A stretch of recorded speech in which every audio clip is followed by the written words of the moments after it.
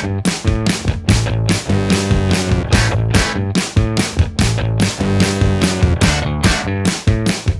one and all, and welcome to On the Fringe, where we sit down with people in the indie music scene and find out what it means for them to be on the fringe of the mainstream. I'm Brianna, former college radio DJ, and for our first episode, we're featuring a truly special indie band that I have become a massive fan of. Welcome to the show, co-writer, guitarist, and lead vocalist of Cheekface, Greg Katz. Hello. Hello. It's very, very nice to have you with us. Extremely nice to have you with us. I feel like I should establish right here at the top of the show, I am indeed a massive fan of this band. I got into you guys like about a year ago at this point, and then right after that, it was just, I was immediately like, who are these guys? I need to know more. I need to get into them as much as I can because I love their style. Joined the Discord server, saw them in Philly last May. I love these guys. So if there's ever a moment where I'm kind of like struggling to find intelligent, articulate things to say, it's because I'm just taking it all in. I'm enjoying what's going on. All right. Well, if I'm having trouble finding intelligent, articulate things to say, that's just my normal state of being. No, you're fine. You're fine. But yeah, so like I said, glad to have you with us for our first episode. Glad to be here.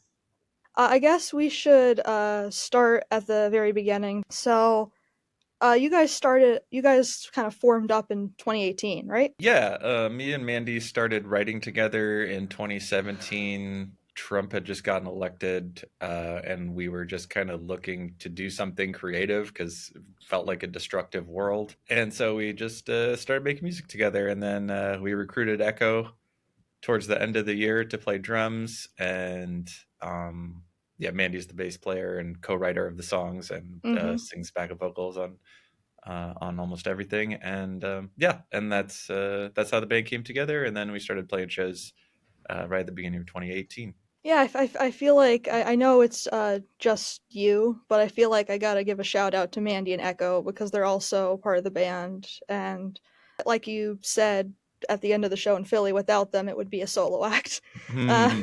Yeah, they're great too. She's got like the best bass lines. Like I'm always like grooving in my seat just for Mandy's bass lines alone when I listen to your music. Yeah, Mandy's the best bass player I've ever played with. In any band, in any project. And she also does the cover art for everything, right? All the art, all the design, all the merch, everything that has our name on it is done by Mandy. Does she just kind of do her own thing, or do you like tell her to like do certain things for certain songs? Sometimes like we'll talk about ideas amongst ourselves, amongst the three of us, and sometimes she'll just do whatever and just come to us with something. A lot of times what she comes up with on her own is better than anything we would have come up with collaboratively. So yeah, Cheekface starts in like 2018. Believe that the next year was when your first album came out. 2019, I think, yeah. 2019, the Therapy Island album came out. Therapy Island, yeah. And then things just started rolling from there, I'm sure. How did the name, one of my favorite things about the band that kind of like drew me in, like, oh, these guys have a unique sense about them and I need to know more, is the epithet America's Local Band that you guys came up with. I really like that. It's kind of, I don't even know how to describe how well it fits. It just kind of fits. Do you remember how that came about? Like, did you guys come up with it, or was it a fan? Yeah, towards the end of 2020 or maybe the beginning of 21, as we were starting to see the light at the end of the tunnel after the pandemic, I was on Twitter just chattering with people about like the phenomenon of a local band, which like I have always been in local music scenes playing with local bands that were cool but quirky, and you know, you could understand why those bands would not be like widely successful, even if they were really cool and they'd open the shows for all the bigger bands that were coming through town touring. And like, you know, the phenomenon of just being a local band and playing in bars and clubs and DIY rooms was like something very dear to my heart. And then, you know, I think we all noticed the world flattening during the pandemic, where like the weird, crazy, quirky bands, all of a sudden, like, they wouldn't be famous, but people everywhere would know them on some level, which kind of happened to us. It happened before the pandemic, but it continued through the pandemic. And, I was like, with the number of like local venues closing here in LA where we live, I was like, where is the like ecosystem that supports this whole thing of being a local band? And then I was like, that might be gone.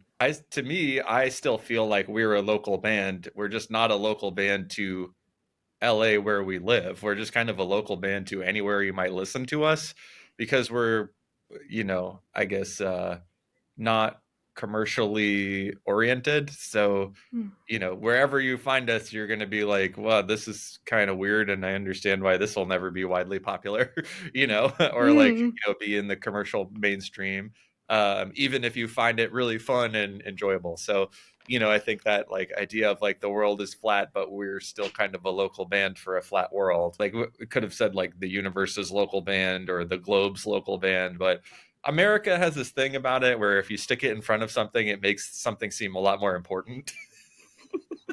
Like beauty, whatever, American beauty, important. And like, that kind of thing. So pie, whatever, American pie, important. And so, sticking America's on local band, I don't know, to me it had a certain ring to it. And I think I just tweeted like Cheekface is America's local band after I was musing with people online about whether local bands were gonna still be a thing, and everyone was like, haha, you kind of are. And then we just ran with it, and obviously other people kind of intuitively got what was meant by that. And so yeah, that's kind of how the little slogan came about.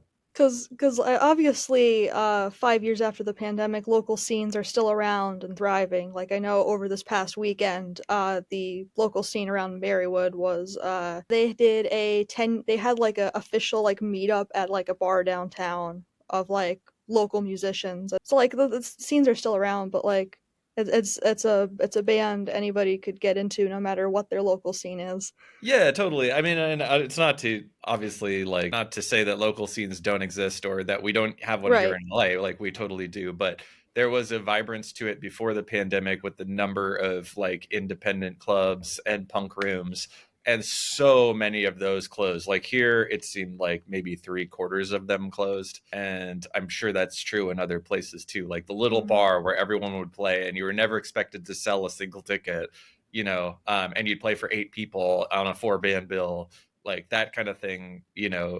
It really was thinned out by the pandemic's effects, like not on musicians, but on the places where musicians can play. And I also think like over the course of the pandemic, a lot of like independent musicians adjusted themselves to the idea that you weren't going to have band practice during the pandemic. You were just going to be making music alone in your room. So, I think that also the band part of it, as well as the local part of it, like took a like big uh, whack as a result of the pandemic. It's just yeah, it's a fun name and there's like a lot to it, like you just explained. Going back to Mandy just a little bit. There's some questions that about songwriting that people submitted that we'll get to later. That so I don't want to like go into it fully right now, but like so yeah, you two like co-write the songs, and I I love that both you and her are so quick to be like, oh, it's a collaborative process. So what sort of thing does she bring to the table to kind of like balance out like your lyric? What's kind of like the difference about like the lyrics you bring each other, and like how do you twist them together? Yeah, I think like I mean the songs all work a little different, but like for the most part, like the way we write is like we'll start an instrumental idea first. Like, I'll grab a guitar, Mandy will grab the bass, like, we'll talk about songs we've been listening to, records we've liked, and a lot of times it'll just be like, oh, like what's the groove of this song we've been listening to? Like not what the chords are, what the melody is, but just like the like what's the feel of it.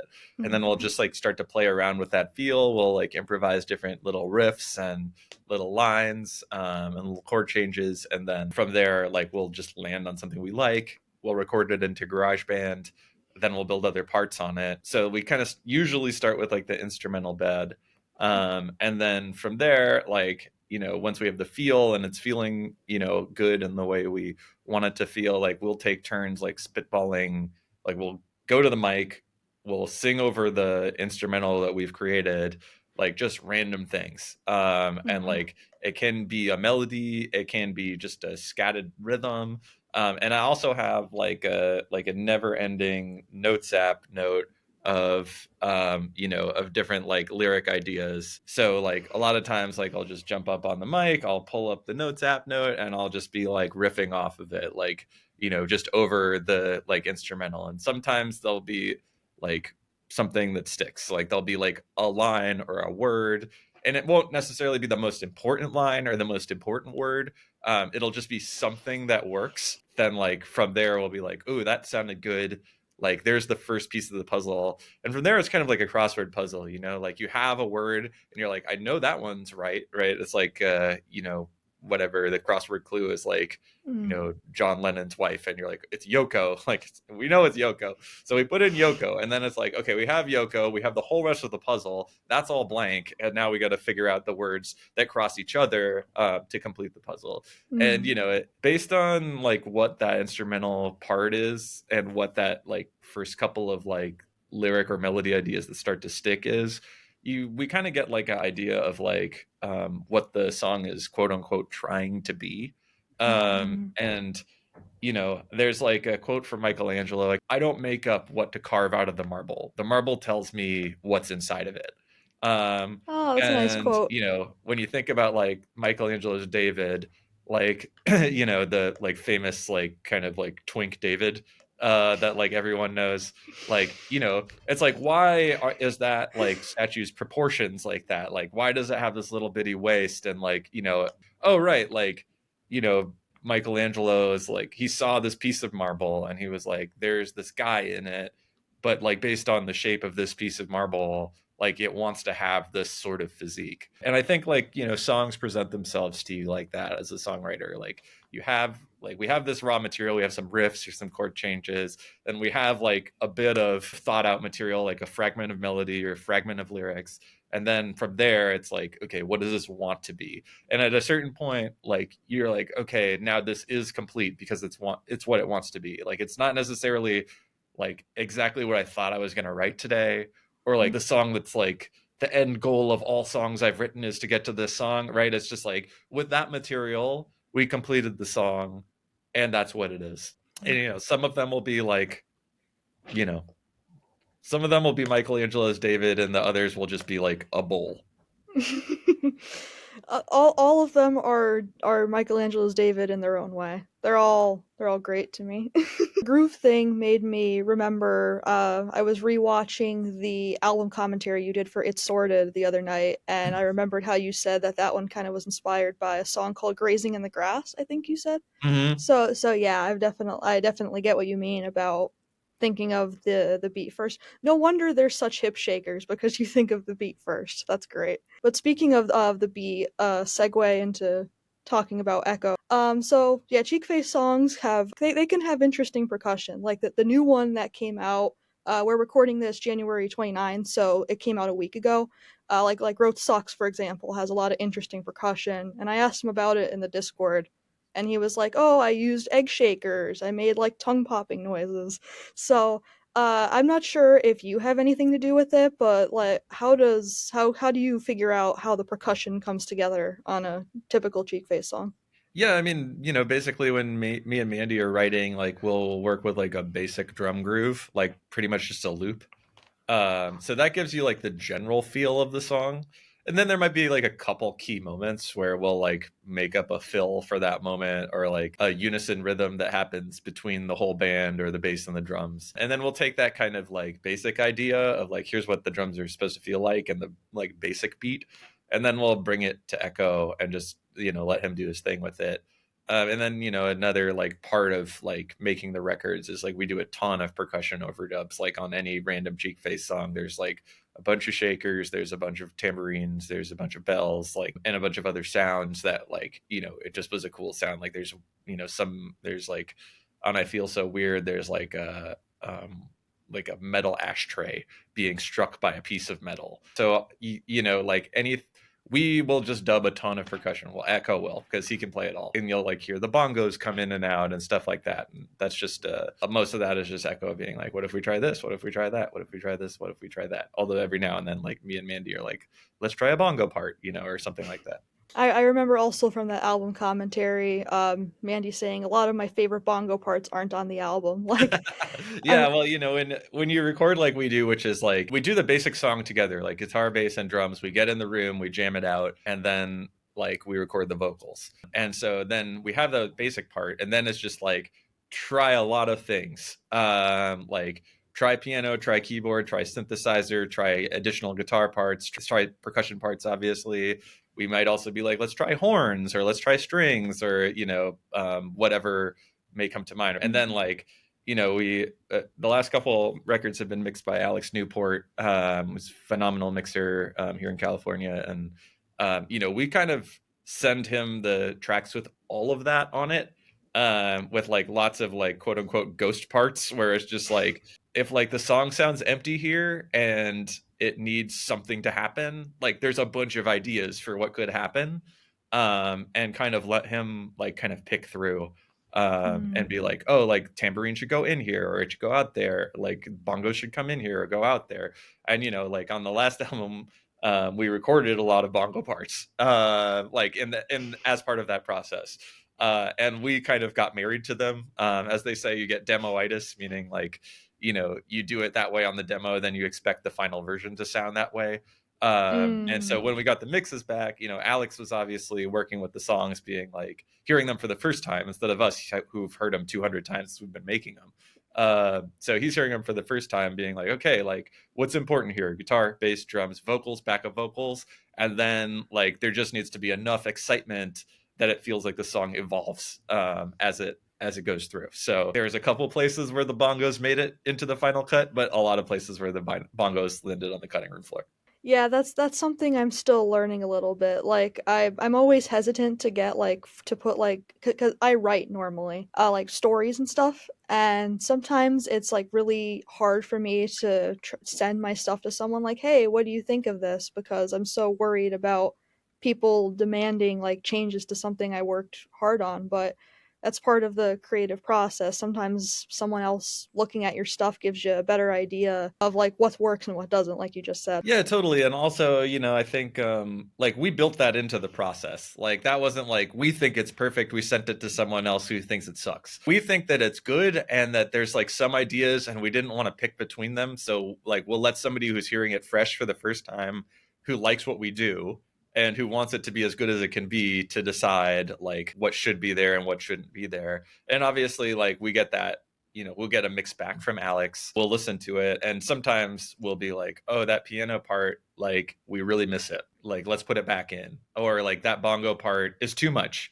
Like, let's take it out. It's a collaboration, but it's a collaboration that's intentional. Like, it's we love Alex. Alex loves our band. So, like, having him there to make those decisions, like, when the album's at like the 3/4 or like 80% completion point, helps us to get like a new perspective on what we've been doing, because by that point, by the time we're sending it out to mix, we've been working on it for months, and some of the songs will be a year old or a year and a half old. So that's it does really help to have a fresh pair of ears on it that hasn't heard it yet.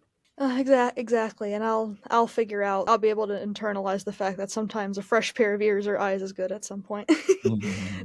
So speaking of the studio process, I know that you guys record at a place called New Monkey Studios, which apparently it was Elliott Smith's personal studio, I believe. You've said once or twice before on records somewhere or elsewhere. I'm not sure about how big Elliott Smith fans you guys are. I know you did a cover of one of his songs and performed at a Elliott Smith tribute fest last year. You've done all of your records there, right? Aside from a song here and there? Yeah, almost everything, like Mm. 95%. What is it about the studio that you would say brings you to it over and over again, aside from being the studio of a artist that you presumably love? Yeah, I mean, that is a big part of it, is like we love Elliot and like what he stood for, and also the quality of his work and the way he went about making it and the way he went about presenting it. I think we find really inspiring. Oh. The head engineer there, Greg Cortez, who has produced most of our stuff. Yes, Greg too. He's a really really talented. Yeah, we love people named Greg here. Um, he's really really talented and really fun to work with, and like he's kind of been with us from the jump. Like when this was kind of like just when this band or project was just a lark, then ended up like making the records that people love the best that we've made. Like a lot of them were made with him, so it's makes sense to continue on with him because he understands the story and like where it's coming from and where it's where it could go next. I think like with somebody that you collaborate with for a long time, you kind of get an implicit level of trust or an implicit like way of communicating where like you don't have to explain things. Like you kind of, when I'm like, oh yeah, and then I want this part to be really annoying. Like, Greg, he won't be like, what do you mean by that? He'll just be like, yeah, like I know what that's shorthand for. Also, I think to work with a producer who like understands those kinds of comments, like from us. We want it to be bangy, or we want it to feel loud, or we want it to be obnoxious, or to sound like a mistake. Like there's like a lot of producers would be like, "That's a weird comment," and like, let me just file that off. But I think like Greg understands what it means in the context of what we do and can help us realize what that's supposed to sound like. Hmm. And the other thing is, New Monkey has a really great gear selection, which like a lot of studios, especially like bigger commercial studios, they just don't have that much gear at all. Like they don't have that many instruments, if any, and kind of rely on the artist to bring stuff. Whereas like New Monkey has tons of awesome guitars, awesome amps, stuff that we wouldn't be able to use if it was just us. Their like mixing console is like a priceless console that like lots of amazing records have been made on, like that Elliot purchased for himself when he was like at the peak of his popularity. All that kind of combines for us to like have fun, make something that sounds good, do it the way we like to do it, and like come out of it feeling like it was a fun process and like not a drag.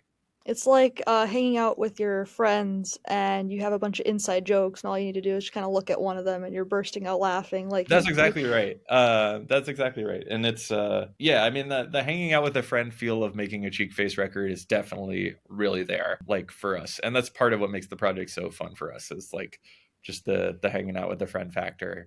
And there's definitely a lot of stuff that we do in the studio which we could totally do over email or over text, where it's just like it's more fun to go in and hang out and like shoot the shit and like try a bunch of random crap and go to the burrito stand down the street, and all that, rather than just like text like, can you fix this please.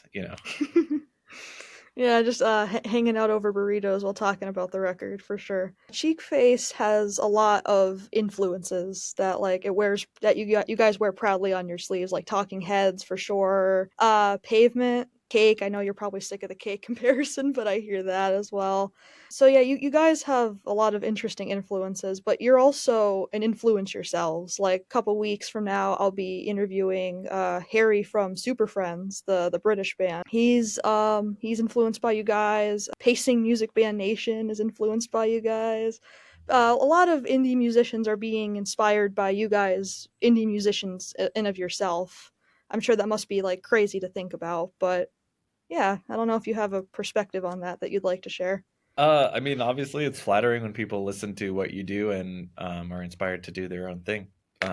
It's really cool. I mean, obviously, we listen to a bunch of bands and take influence from like things that are really famous and popular, but also things that are really obscure, and it almost doesn't make sense to plug them because no one understands like what the references to.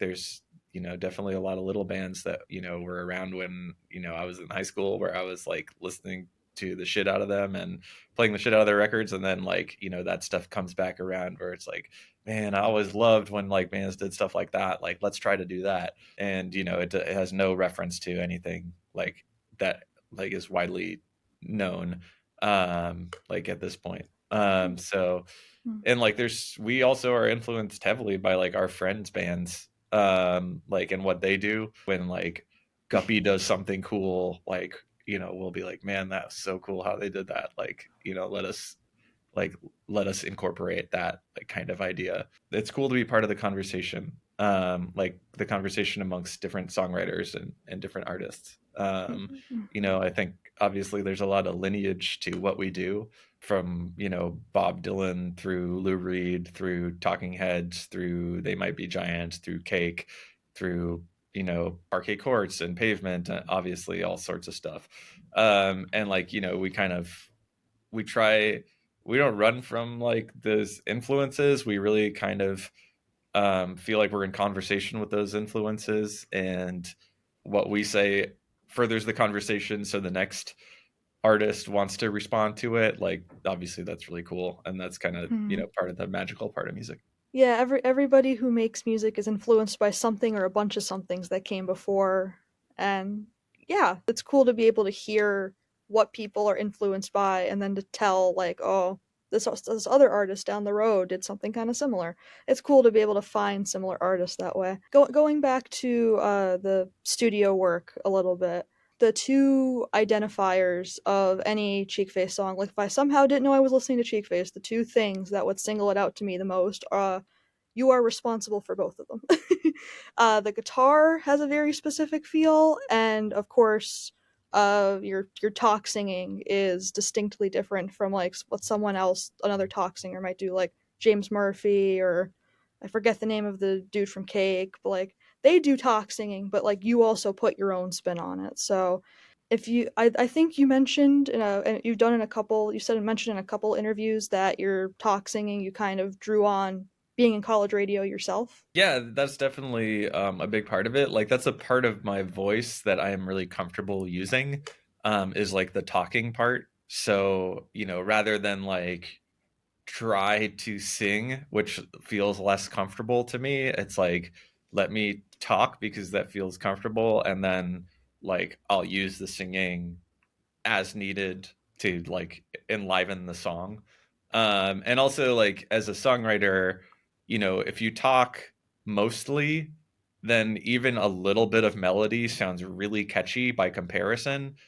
Which kind of frees us up to not write the most sophisticated melody, because even a 2 note melody or a 3 note melody will sound really ear catching when it's the only melody you get in a song. Yeah, those are all part of it. But the biggest thing to the approach was like when we were making the first album, and I was just on the mic trying to do the songs, and Greg Cortez and Mandy were sitting on the other side of the glass listening to me sing them, and they were kind of just like guiding me towards like an approach and being like, oh, that sounds cool, that sounds different, that sounds interesting, that sounds exciting.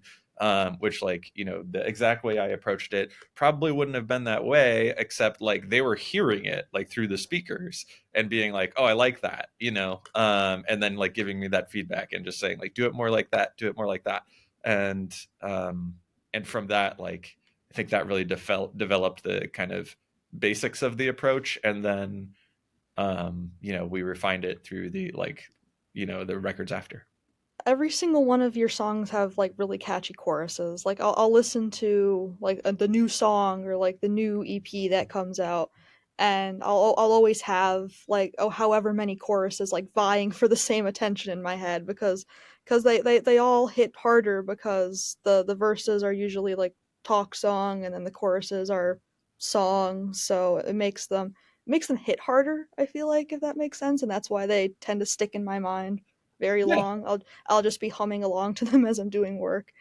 And then the guitar. I saw that you did bass in another band for a while before Cheekface, I believe. So does that kind of contribute to like the sound at all? Like wanting a lot of bass in Cheekface, does that help your guitar parts at all? Kind of form like the previous background that you've had. Yeah, I mean, I think, one of the things is about the band is like Mandy is such a good bass player, and her chemistry with Echo is so, so magical. And so like that kind of like that creates with the guitar like the need to leave a lot of space for the bass and drums to happen. So like I kind of go into writing a guitar part knowing I don't want it to be too busy, because I want the bass and drums to like to run the song, to control the song. And then, so I think what makes the parts feel unique is that like they do have a lot of space, and that I'm not always strumming, In fact, I'm rarely strumming. And a lot of times, like, if you only hear the guitar part, like there's no sense of what the chords are, or or anything like that. It's just like some window dressing alongside of what's happening with the bass and drums. And the Mhm. other thing is, obviously, with the project being so wordy, the guitar takes up a lot of sonic space. When guitar is playing, like, it takes over the middle part of the like frequency range, and like that's also where vocals are. And so it's like, if you want people to really catch all the vocals, you can't punish them with a ton of guitar. And I think, like, because the lyrics are a labor of love for me and Mandy, like, we don't want to clobber the lyrics with guitar unless it's for an effect. Like, if we want it to feel like you're getting clobbered, then we will put a ton of guitar into it. But Mhm. other than that, like, we'll let the guitar be window dressing. Yeah, that was something I noticed when I saw you guys. It really like stuck out. Like, wow, there are a lot of times when there's no strumming going on at all. There's just guitar during pre-chorus and chorus sometimes. But yeah, I would say it definitely helps the words stand out a lot more, because they are Cheekface lyrics are like a different breed altogether. I don't know how else to say that, but like they're memorable. I find myself quoting them in daily conversation and confusing the people around me who are not my friends and have not heard the name Cheekface for the 50th time. But yeah, definitely understand the focus on putting the guitar on the back to kind of focus on the lyrics. So you guys came out with your albums, and I know the band description on Spotify says the intent was just to be like a one and done fun project and then call it a day. But then a fan base started to form, and this fan base was very passionate. They go by the name Cheek Freaks, much like Deadheads, I would assume is a similar name. The Cheek Freak thing, was that kind of like America's Local Band, where it just kind of happened, or did someone that you know come up with it? Yeah, I mean, America's Local Band was my idea, but Cheek Freaks was just somebody online who was like, tweeted at me like, "We are Cheek Freaks now. You're welcome." I think that's what they said. So then I was like, "All right, you're Cheek Freaks now. I'm welcome." And yeah, being in the fan base, I guess the Discord is the closest you can get to like a closely knit fan base who's like constantly talking. Very passionate fans. They've all got like their little circles, but we all kind of have like similar tastes, I guess. Like, obviously we're all united by liking your music. Last year, there some more musically talented fans did a charity compilation covering your songs, and all proceeds went to trans rights charities, I believe. The title, I don't really want to use a tier 2 swear for a school project, but I'm sure when this goes up on Spotify, I'll include a link to it for people to check out. So yeah, a bunch of your fans covering your music. How did that feel to see all of your fans come together, do their own spins on your songs for charity, pretty much? Yeah, it was really cool. I mean, we weren't involved in it in any way. Like, we like obviously saw people post on the Discord like, we're doing this, and then, when it came out, like, we listened to it. We were on tour while it came out, so we just put it on in the van, and we were just having the best time listening to it. And there's obviously, like, it's just really satisfying to know that people relate to it so strongly that they spend the time making their own versions of it. So it's really cool, and obviously it's awesome. I think the fans gave the money to trans rights charities and maybe like Palestinian children's relief funds, and Yeah, that was that just sick. So yeah. And that was the other charity I if forgot we to inspire mention. some money to go towards the right projects with our little tunes, that's very cool. I remember listening back to it, and obvious I haven't my budget is zero, so I haven't been able to buy it. But I remember listening through all the tracks once when it came out, and being like, I feel proud to be part of this community. Listening to the version of Best Life they put together, with all the people in the Yeah, choir, with like it 20 people on it, that 20 was so people on cool. it. It made me like tear up a little bit, because I was like, wow, I am like fully engrossed in a fandom for like the first time, and I'm proud to be a cheek freak myself, even if I wasn't on it. Yeah, exactly.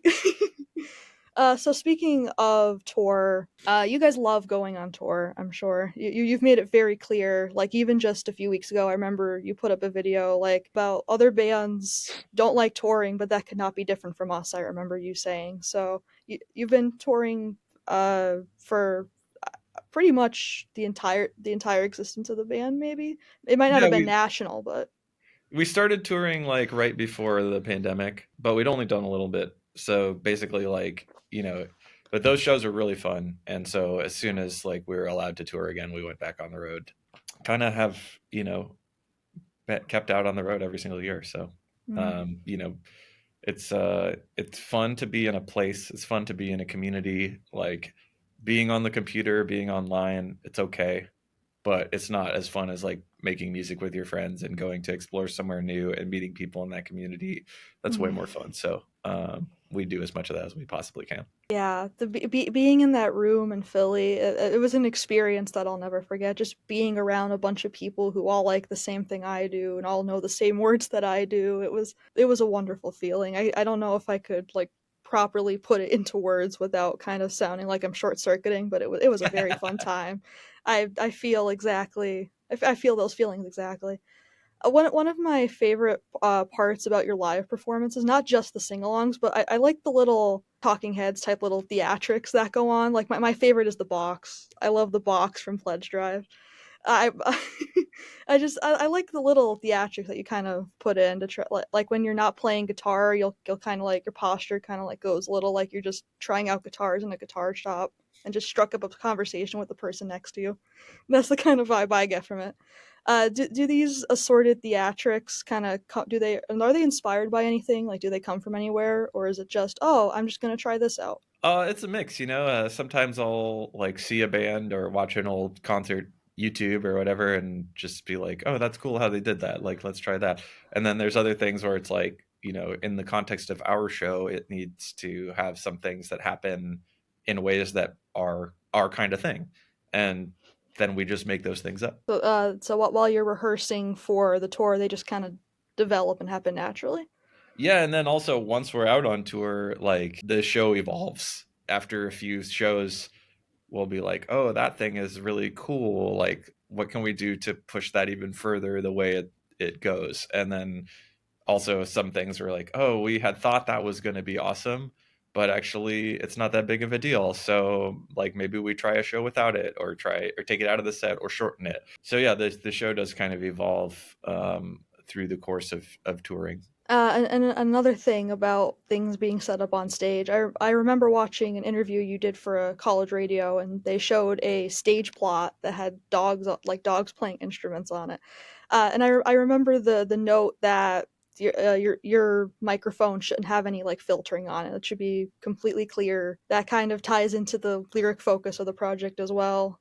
Like, because even though I was front row, kind of like right next to Mandy, so obviously there was a lot of distortion for being so close to the speakers. But what I remember when during like the one song where I wasn't shouting with everyone else, which was Don't Stop Believing, I still remember even with all the fuzz being able to understand what you were saying pretty well. So I'm sure the focus on like how everything is laid out, I guess it's try to like reflect how it sounds on the record, like focus on vocals, like I guess to try to reflect it as close as it is on the record as possible without um making it sound like you're just listening to a record. Yeah, I mean, the like stage plot and the instructions and all that we try to give to people, like you have to realize like when you're on tour, you're in your little bubble where everybody knows the language, but then you show up at the venue and their little bubble is we work here and we see a different band every night, a different Mm. bill every night, and we have different things needed from us every night. So, I think for like us to be harmonious coworkers, we just want to know, we want people who are working at the venue to know what the show is, what the energy of it is, like what it's supposed to sound like, what it's supposed to look like, and all that, because that will reflect how they do their job for the night. And, I think like, people are fine just we'll do the same thing we do every night. I mean, that's usually fine for people, but also like, if we want something specific, they're happy to know what we want and try to like create that, Mm. for the people coming to the show. And speaking of things you guys want, I know I've seen the concert writer a few times now, and I love the concert writer. I don't know. I've showed it to people, and they're like, I could tell that this is a Cheekface writer because of like the Comic Sans fonts and like the image choices. And you don't have to go in detail about like why you like specific items or if you don't want to, but there's like it's like there's things like oh pizza, wine, Topo Chico sparkling water, but then there's kind of left field choices like Cheez-Its, specifically store made hummus, and the giant pretzels that make you feel better, of course. So is there like a specific reason for like certain items, or is it just is it like comfort things that kind of make you kind of psych you up to go on stage every night? I think like one of the things is when you're on the road and we tour in a van. So, we don't have that much when you're touring in a bus or whatever, you have a refrigerator and like cupboards and stuff. But for us, we don't have that. So like, we're eating gas station snacks like along the way as we're driving. And then you get to the venue and you want to have some things that are like healthy and nutritious, and some things where what they are and they feel like home, because it's like I got to the venue and this thing that I like is here, and that's nice. Like now, even though I'm in a new city compared to where I was yesterday and I spent the last 8 hours in a van, like I feel like I'm at home because like I have this stuff that I like. So Hmm. yeah, that's kind of the way. The rhyme and reason behind the Cheekface concert writer. Hmm. So touring is very fun for you guys, but I know that obviously touring, there's all sorts of ups and downs with touring. Like I remember last year, before a couple months before the U.S. tour, the catalytic converter in your van got stolen, which is always sucks. That's just stupid and crummy that people do that. I remember a story you told in a different interview about something that happened at Pep Boys in Philly, which on behalf of all Pennsylvanians, I need to apologize for having crummy service. Are there any other like really weird, strange on the road experiences that you want to share? Just like the life of being on tour in a band. Yeah, I mean, there's always weird, crazy things that happen, and that's just part and parcel of being out there. Like we enjoy all that weird stuff happening. Obviously, you don't enjoy getting your catalytic converter stolen, but that happened at home in LA. So, as much as you wouldn't have wanted that to happen, at least it happened here and didn't screw up a tour. Yeah, I think the some of the stuff like dealing with the Philly Pep Boys guys and them trying to rip us off and hold our van Mm. hostage like was Yeah. that was crazy, but we got through to the other end of it and it worked out fine, and it was just an adventure. And I think just it being a project of friends where like we all have a lot of we give each other a lot of latitude to like handle it the way we would handle it, like you know either get as stressed out as you want to be, or be as blasé about stuff happening as you want to be. Just it makes it easier rather than everybody getting like really wound up and stressed out about crazy shit happening. Speaking of crazy crap happening, another thing that's happened over the past couple years has been you guys have a lot of high quality merch, but as you can see here, I love this shirt. Of course, sometimes merch companies aren't so high quality. Like I know just as of a few months ago, you switched to another person because they were constantly fudging up orders. What's kind of the experience of dealing with that and like moving on to like a different company that treats your stuff with like the respect it needs to be treated with? Yeah, I mean, merch is really hard. For a long time, we did our own merch. Like we'd use a local screen printer or a local manufacturer, and then we'd ship it out of our living rooms, and like we'd box it up ourselves and all that stuff. And that was really fun, but it did kind of constrict what we could sell. Like we could only sell one item at a time, basically, because like when you have like a lot of different items, then you have lots of different combinations of things that people buy. Then you need lots of different types of packages in order to send stuff. And, it just becomes so complicated, and also getting all the right stuff into the right package. And then you deal with like returns when something arrives messed up, or, a package gets lost. And that stuff's all just so complicated. And eventually, like, it grew too big for us to be able to handle it. But the same problems that like an independent band has, like, the merch company has to handle if you use a merch company, and like theoretically they should be better at handling it because they do it for lots of different bands. But yeah, that was a real challenge for us over the last couple of years, especially like as more people bought t-shirts and records from us, like finding partners who were reliable, and who could actually get stuff into the package and out to the person who bought it, and like make a new run of stuff when we sold out and things like that. That's it's hard for us to do, so we handed it off to other people, and then it turned out to be too hard for some of them to do. And I think like so we've ended up switching merch companies a couple times now, and we're on the third one that we've used, and hopefully this third one is the last one we'll ever have to switch to. Yeah, But hopefully. but yeah, it's it costs us a ton of money, and like we don't have like some secret third source of money. Like we make money from playing the show and selling a T-shirt, and that's it. So when we lose money, it really stings. And when we lose a lot of money, like when the merch company, the first merch company we had, they folded, and The they merch stole, apocalypse. yeah, and they stole a lot of money from us when they did that, and they were just like, sorry, like we ran out of money, so we don't have money to pay you back with.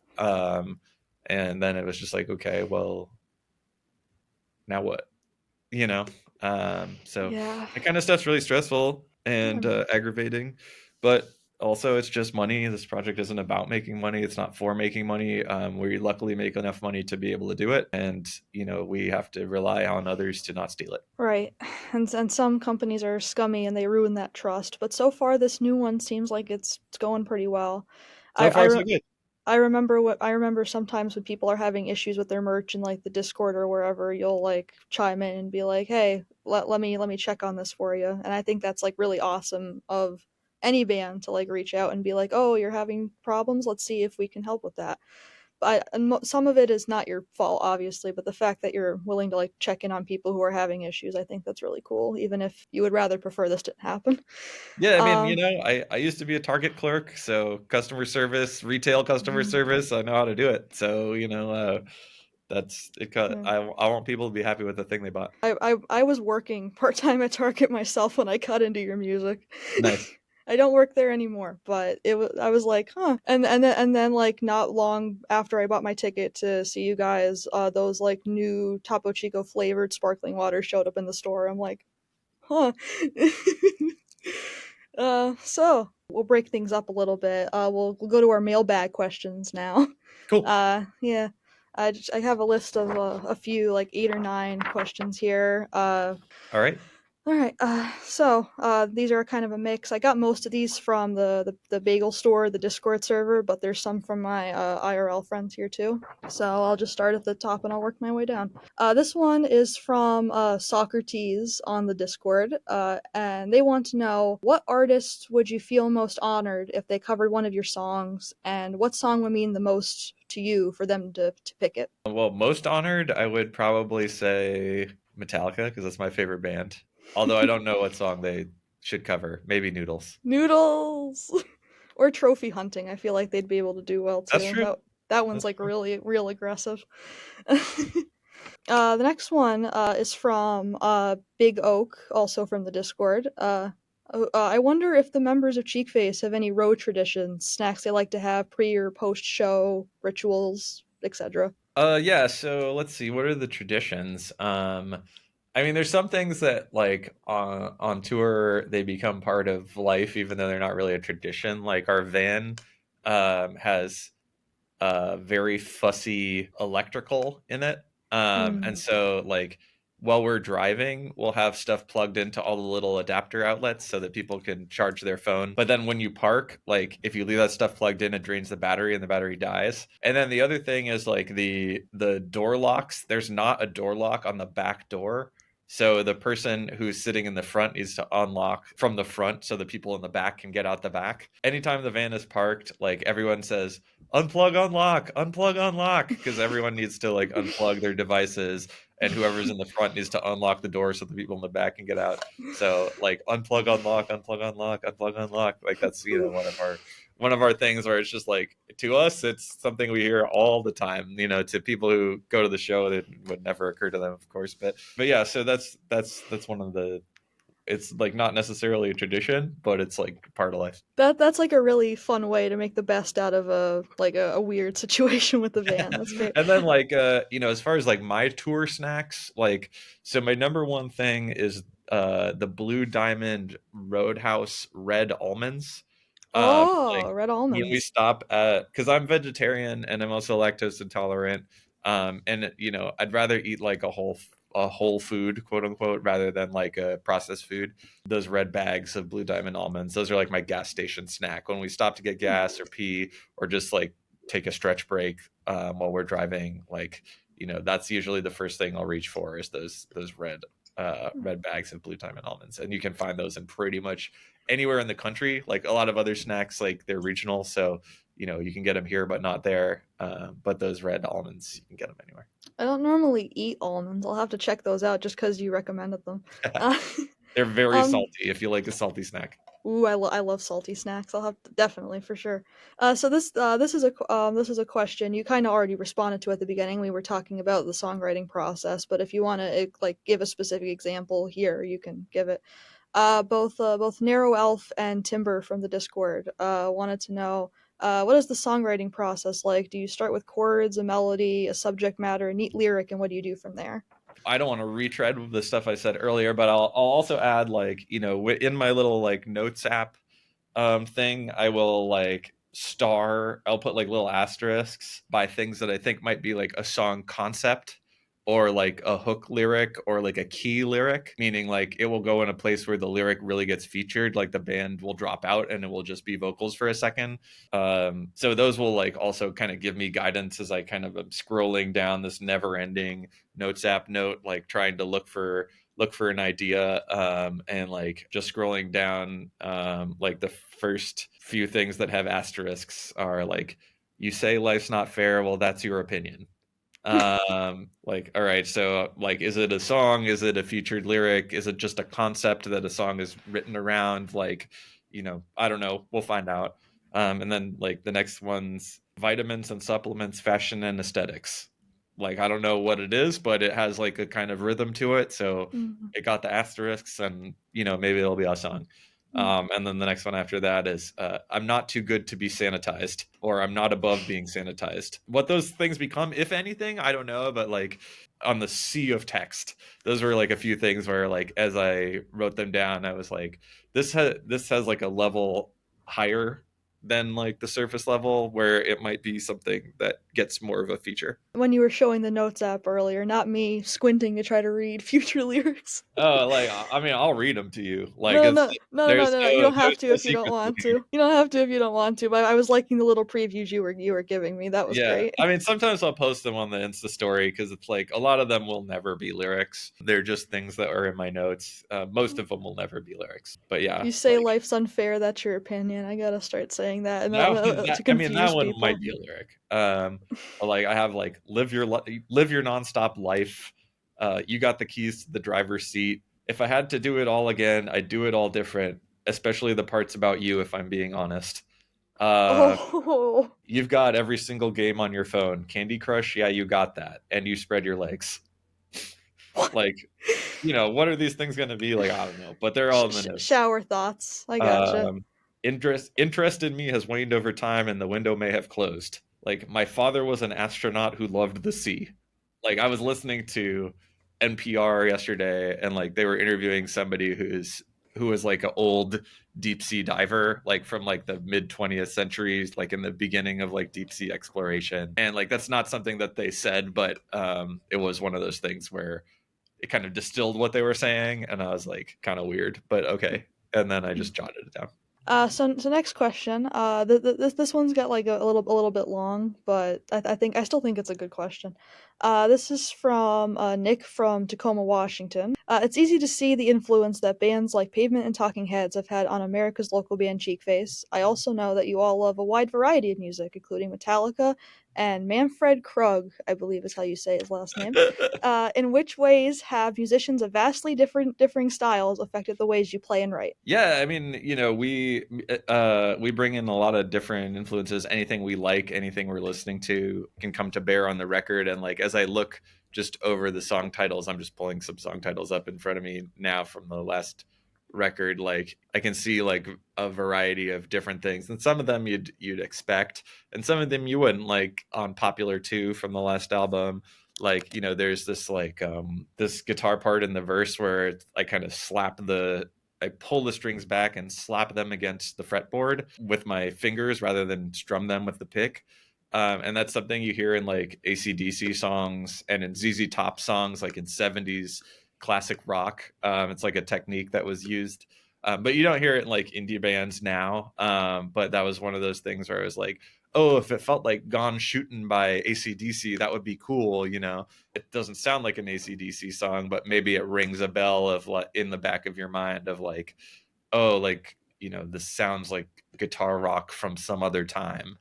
So that's one of those things. And then there's stuff like, I mean, I am continuing to do my thing. I think that was like started as an instrumental idea, that was kind of inspired by My Life in the Bush of Ghosts by David Byrne and Brian Eno, which is like an instrumental, like it's a series of instrumental studies they did before they made Remain in Light. And then like Trophy Hunting at the Zoo was like, obviously kind of inspired by like hardcore bands that I would listen to growing up, and like blast beats and stuff like that, which like, I think like most bands you're in, you have your style, and then there's like stuff that you love but you wouldn't try to incorporate it. Like, yeah, I love a hardcore song and I love a blast beat, but like where does that fit in our music? But then like, for Cheekface, it's kind of elastic enough that we could just be like, yeah, we feel like doing a blast beat in this song, and it kind of makes sense in like the overall scheme of what the project is.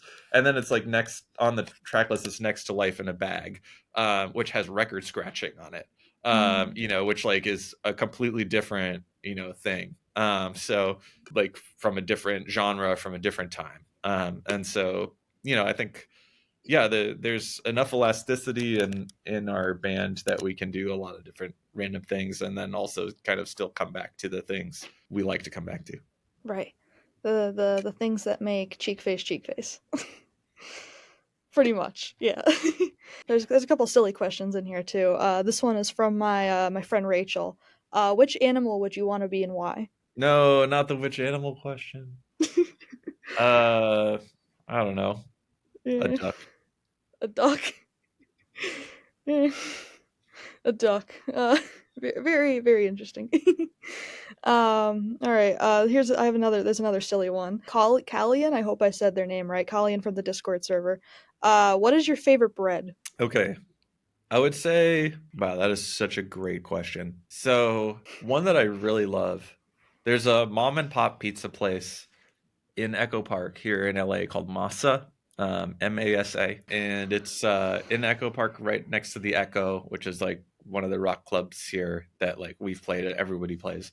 The shop itself, before it was a restaurant, was a commercial bakery, a Van de Kamp's bakery. So it has a huge like bread oven in the back, not like a regular like pizza making setup, but like a commercial like bread oven to make loaves of bread. And they make this, they call it a Cuban roll, even though it's an Italian restaurant. It's like a circular roll. It's like kind of honeyed and sweet, but it has like this beautiful spongy top to it and this really light inside. They give it to you free if you get a salad, or you can buy it for like $2. But it's freshly baked out of the oven, like out of the commercial bread oven, and it is just one of the best tasting pieces of bread. That sounds divine. That sounds It's amazing. like my mouth started watering when I started talking about it. My favorite. I feel like I should answer too after that. My favorite is. That was great. If I'm ever in Los Angeles, I gotta go find that place and try it and be like, "Oh, Greg Cheekface sent me." Like the pizza's good, the salad's good, but those Cuban loaves are Mm. exquisite. I'd say my favorite bread is either like those like challah rolls, Yeah, and yeah, absolutely. or I don't know if you like ever like been in Walmart and seen those like French bread with everything bagel seasoning. Uh-huh. I love those. Those are Yeah, I mean, great. I love an everything bagel, and I could like, it's a separate hour-long podcast about like bagels I've eaten. Right, Yeah, right, so, right.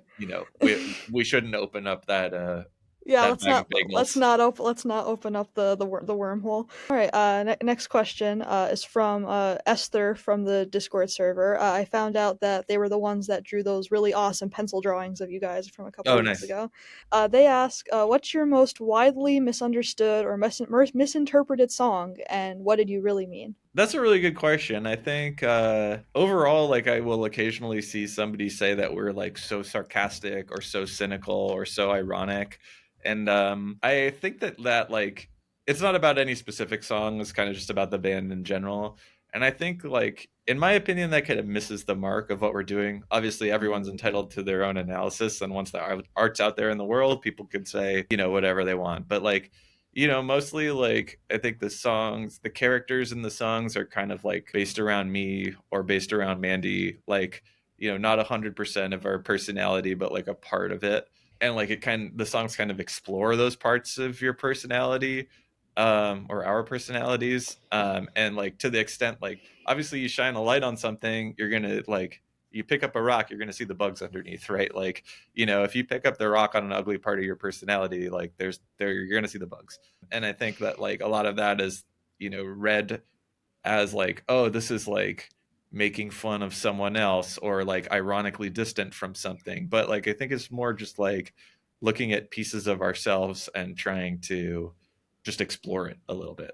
Yeah, I've like I really like adore like the one-liners and stuff, but I know that like sarcasm isn't all that's there. Like there's like other stuff going on too. That's why I'm like when I like talk about certain lines with people, I try not to like be like, oh, I try not to describe Cheekface lyrics as like one note or like funny or sarcastic because I know that's not like all the intent that's there. Like obviously if you laugh at it, good for you, but like obviously I know that that's not the only thing that's going on. Yeah, I mean, So, obviously, like, when we're writing the songs, we laugh writing them. Like, we're having fun with it. Like, it's funny to right. us. If others think it's funny, great. Honestly, like, you put the work out there, like, as an artist, and then, like, people are just gonna have whatever reaction they have. And some is not like a reaction that, like, I'll think is right or that I'll agree with, but like, that's not that big of a deal. Like, the work's out there, and people get to, like, make whatever they want of it. We got two more questions here. This is another. This is from another one of my friends. How do you? He says, how do you handle communication among the band? Everyone brings together different perspectives and experiences. So how does everyone come together on an idea for a song or something else? Yeah, I mean, I think this is nobody in our band's first band. So we've had a lot of experience being in bands. And so I think, like, one, we survived that. Like, a lot of people, like, are in a band or two and then they're just like, I don't want to do this anymore. But we all, like, kind of came through that and learned stuff and, like, incorporate that into how we work together. I think that's a big part of it, is just like being able to communicate like adults about things. And Hmm. definitely, I haven't always been good at that, especially in the band context, where you're just like, there's no guidance, and you're just like, this is my creative idea, and I want it to be my way, you know. And then you have someone else who's like, well, I don't like that idea, and I want it to be my way. And that's tough, but I think, like, we've all been doing it long enough that, like, we know that just because it's your idea doesn't mean it's a great idea. That, like, sometimes somebody else's idea really will save you from yourself, and that really helps in making the project good. And then we have one final question here. It's a it's a bit of an interesting one. It's a silly one, but it's an interesting one. From Richie from the Discord. How old is everyone in Cheekface in dog years? 7, I think. 7. All right. So those are the mailbag questions. Thank you to everybody, both IRL and in the Discord, who sent those to me and helped me out. I hope Greg's answers were satisfying and I pronounced everybody's name right. Um, yeah. So obviously the fifth freaking Cheekface album is on the way. I don't know if it's gonna be out by the time that this episode comes out, but the three Not song. to spoiler it, but it will be out. Oh, yay! Nice. It won't be a spoiler by the time this comes out. I'll just be No. like, oh. Three songs that you've released so far leading up to them. I just like to talk about them a little bit. So the first one that came out in October, Flies. I really enjoyed that one. It came out like I was having like a bit of like a doldrums period when that came out, and then it's just new cheek face, nice. I liked how a beat it was like for me it was kind of like feel free to correct me absolutely if like I'm saying something that is not what was intended at all, but for me it was like kind of like imagining yourself like happy in a position where like you're not actually happy, like living the dream in a room full of flies. That's what I got out of it. Yeah, I uh think that's definitely in there. yeah. And of course I enjoyed the Jeff Rosenstock Barry sax. That must have been great to have Jeff Rosenstock on your song for even just a little bit. Yeah, I don't listen to him as enough as I should. Everyone in the Discord seems to like him. I gotta listen to him more, I feel like. And it came with another music video. I liked the like all the little cameos and like the boxes in the music video. It was just a fun song. It came out when I needed it. cool. And then Hard Mode came out last month. That'll be December. That was December. That was the song. I've kind of made peace with the fact that working on this capstone, I'm probably not going to get out to Philly because it's due like the day before the show. But the one thing that like I'm sad about is that I won't be able to hear that song live because I enjoy it so much. It's like how I thought about that one is that like someone is like trying to prove that they can like do something great in like even the harshest of conditions, and they're just kind of like making themselves miserable in the process. Like I don't know, that's what I got out of the chorus at least. And the were you following me? Thought I was following you. I was thinking about the other day, and I was like, oh, it's like I thought that I was inspired by you, but it turns out you're inspired by me as well.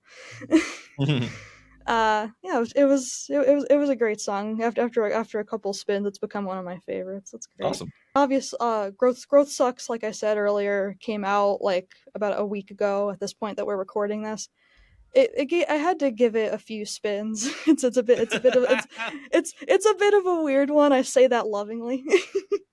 I was thinking to myself, listen to the first time, like, oh, what does this remind me of? I'm feeling a specific feeling listening to the song for the first time, and then I realized it was the first time I heard "I Feel So Weird," where I was like, oh, it's a bit of an odd one. It's got some like strange stuff going on, but after playing it a few times, I like grew to love it. I liked what it was saying.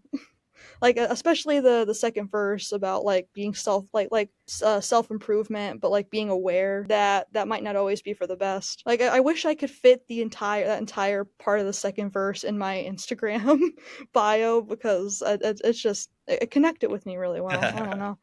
And like I said, a lot of interesting stuff on that one, like airplane noises. I remember a couple days ago you were like you answered a question on Instagram. Did you write this in an airplane? No, and I was like, ow, because there's a lot of airplane stuff going on. Is that Mandy doing like the airplane PA announcer thing in Yeah. the song? Mm. I had a feeling. At first, I was like, "Is this stock sounds?" No, no, it's got to be Mandy. Do you have anything like tidbits you want to share about those three songs at all? That's just what I thought, but obviously you're the interview subject. So, do you have anything you want to share about those songs? I mean, we were really proud of all those songs, and I felt like, they all found us like exploring something at a little bit greater depth that we have done in the past. I think like using the horn in Flies, and incorporating that, and then incorporating also those synth risers that go like zzz, like throughout the song. There's kind of like a back and forth between the sax and the synthesizer that kind of comes and goes, which like neither of those is like guitar, bass, and drums. So like letting those things like kind of drive where the song is going was like a really unusual way for me and Mandy to work, and like to make those things happen. And then when we were originally working on the song, we were just using synthesizer like sounds in the box, like MIDI sounds. But then like as we were recording it, we were like, well, we should make these sounds instead of like just using something canned. So like obviously going out to Jeff and getting him to do the honking saxophone part was part of it. And then with the synthesizer, we took a vintage Moog Rogue synthesizer. That getting that synth sweep, that it's like you have to change a lot of the different parameters on the synthesizer at the same time. If you do it on the computer, it's easy because you can program it to happen. But when you do it with the hardware like keyboard, you actually have to grab all of these knobs at the same time and turn them like in concert in a musical way. So that took like all three of us putting both hands on the synthesizer, and then like getting like twisting all of the knobs and dials, and there's like jog wheels, and like pulling them all the same way so it made sense. So we were like kind of it was like a little ballet where we like all had to move in our own way, like based on what the other one was doing, to get it to sound like we wanted it. So then there's like I think there's like several different risers in there. Like it's not just like one we made and then we copied and pasted it. I think we did it like several times to work it in and make it sound like it was evolving. Yeah, so those are cool in a different way for us to work an arrangement. You know, hard mode has this really crazy tapestry of rhythms. Like the bass is really syncopated, the hi hat is really syncopated, the guitar is like playing that rigid like bang, bang, bang, bang. But then when you get to the chorus, it's really syncopated. And I think that was a song where like it was one of the first songs we wrote for the new album. And I think when like me and Mandy were like starting to like realize like we were making then working on the next album, it was that song where we were like, oh, like we like hit on something here that like feels really true Mm-hmm. and like around which we can build like the sonic world of the album, and the way we approach it and kind of the emotional tone of the album, because I think like the album, it goes to lots of different places emotionally, but like, you know, one of the things that was happening like over the last year and a half, as we worked on the record was like both Mandy and I were dealing with a lot of life stuff. Like she had a breakup with her longtime partner and had to move out, find a new place to live. My dad had a stroke and was in the hospital for months and months and months. And like while we were on tour, my grandmother died, and you know, and I think like you know, all of this stuff was kind of unfolding, and like it's not like a dead grandma album or like a you know aging and dying album or a breakup album, but there were these like very kind of real emotional things happening to us, and we were experiencing them in real time as we were writing the record and arranging the songs and finishing Mm-hmm. things. And I think those like real life things do give it like a kind of more sensitive emotional center, and I think they also make the more tart lyrical parts feel even more tart because it's even more resistant to like the emotional center of the record. So yeah, I think those are you know kind of some of the parts that were coming together on hard mode in particular. And yeah, I think Growth Sucks. You know, Growth Sucks was an interesting process of writing because it started as a totally different song, as like a guitar rock song with like really angular, like post punk guitars. And then like we were just having the worst time trying to finish the idea, and we came back to it like several times. And then Mandy was like, "Oh, like there's one little part that reminds me of the Phil Collins song about not being able to walk." And I was like, "What are you talking about?" And it's it's a song by Genesis called "I Can't Dance." That was like a huge hit for them in the early '90s. Hmm. And then like we looked it up, and it's totally different than what we were working on. But I could tell like what Mandy was like hearing, and then we were just like, "Fuck it, like let's try and like strip back this idea and like kind of restart and kind of like the Genesis song as like the jumping off point." And I'll so have to give you that know, one a listen. The yeah, Genesis and song. like, you know, so all that coming down to like, you know, that's like the only Cheekface song that is drum machine driven that we've Yeah. made. And we did it with a Lindrum, like a hardware drum machine, like one of the early like drum machines that like was available for people to buy and use. So it has like this kind of familiar sound of like a really old drum machine, like the sounds. But also the cool thing about the Lindrum is you design your own sounds like with it, because like it has pitch wheels for all of the instruments. So like if you want the bass drum to be lower, you just swing the wheel. If you want it to be higher, you swing the wheel. And likewise with the snare drum and the toms and all that kind of stuff. So you know we were kind of like layering in different like levels or different like pitches of the different samples that are in the drum machine. Like we kind of got to make our own drum machine sounds from scratch, you know, using the Lindrum, which was really cool and really fun.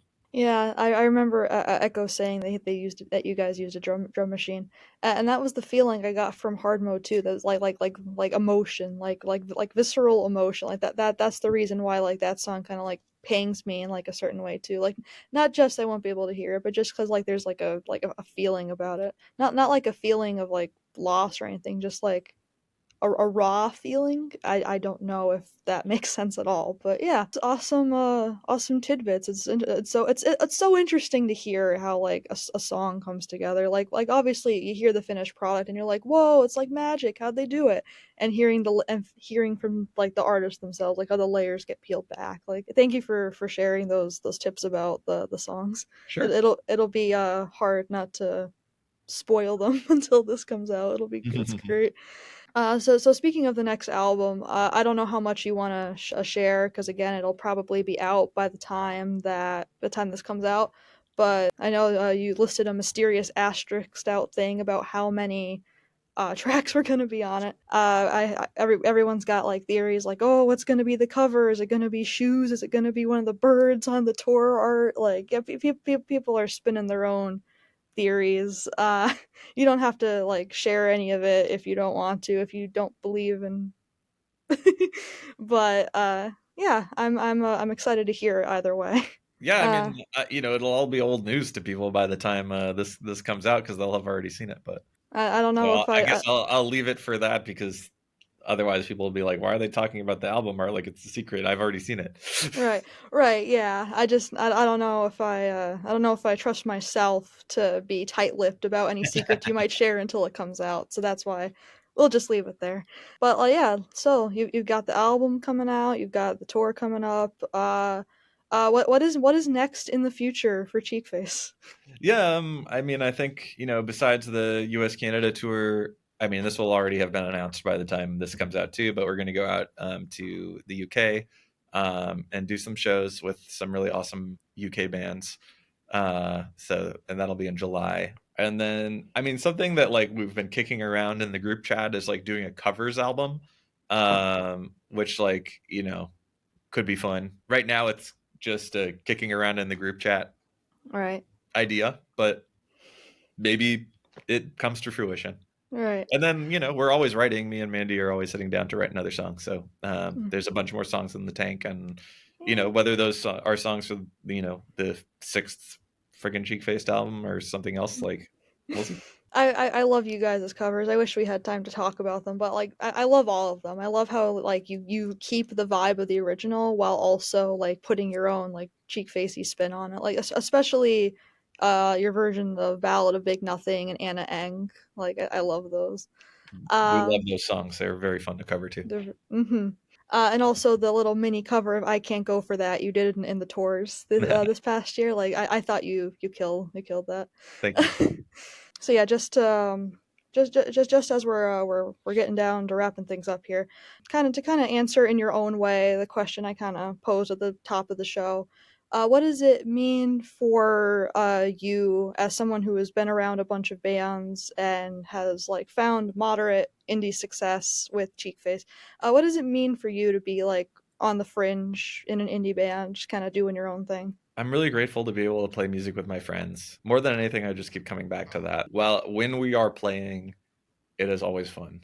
We have gotten so many opportunities to play more, and that every time we get to play, it's fun. I kind of hold on to that as like sometimes you're reaching a lot of people, sometimes people don't care. Like, those things come and go. But like at the core of it, like I get to make music with my friends, and even if everyone hated our band, we'd still have the opportunity to make music with our friends. And for all I know, come tomorrow, everyone will move on and be listening to Sabrina Carpenter instead. And Or Olivia Rodrigo. yeah, I still can't get over the fact that she reposted you guys and nothing happened. Like I thought like even just a slight increase not in nothing, monthly listeners, nothing. nothing, literally I'm nothing. so mad. Uh, You guys there should be more crossover, I feel no, like. Olivia Rodrigo doesn't know us anything. Uh, but yeah, so that's all. That's all there is to it. Like we make music because it's fun. It's awesome that enough people like it that we can do it a lot and try different things that we wouldn't otherwise get to do. But if all of that ended, we'd probably still go back to the practice space, write another song, and record some more music together. It's a good mindset to have. You're doing it for fun and for yourselves, and not because anybody likes it. Although liking it is always people liking stuff is always good too. It's fun when people like it. It's also kind of fun when people hate it. Yeah, I remember seeing you saying somewhere the more people we reach, the more people we annoy. Yeah, Yeah, I mean that's a good mindset to have. Like ignore the hate and just focus on the good and the fun. I Mhm. like that mindset. I like that attitude. And I guess for our final thing here, obviously I'm going to be interviewing other indie bands, people from indie bands here. What kind of advice would you give to someone that's in an indie band, whether they're like starting out or they've been doing this for a while? Make the music you want to hear. Make the music you want to hear. Couldn't have capped things off better myself. Thank you for joining us, Mr. Greg Cheekface, Greg Katz. I greatly appreciate this opportunity to interview you. Yeah, thanks for having me on. It was really fun. And that will do it for today's episode of On the Fringe. Thank you once again to Greg from America's local band Cheekface for joining me. It was an absolute dream come true to be able to chat with you. Go follow him and the rest of the band at The Real Cheekface on all social media if you enjoyed what he had to say. Next week, we cross the pond and talk to the frontman of British indie band Super Friends, Harry Atkinson. To make sure you're notified about that episode, follow us wherever you may be listening, and if you're watching this on YouTube, make sure to subscribe. Thank you for listening to this episode of On the Fringe, and we'll see you next time.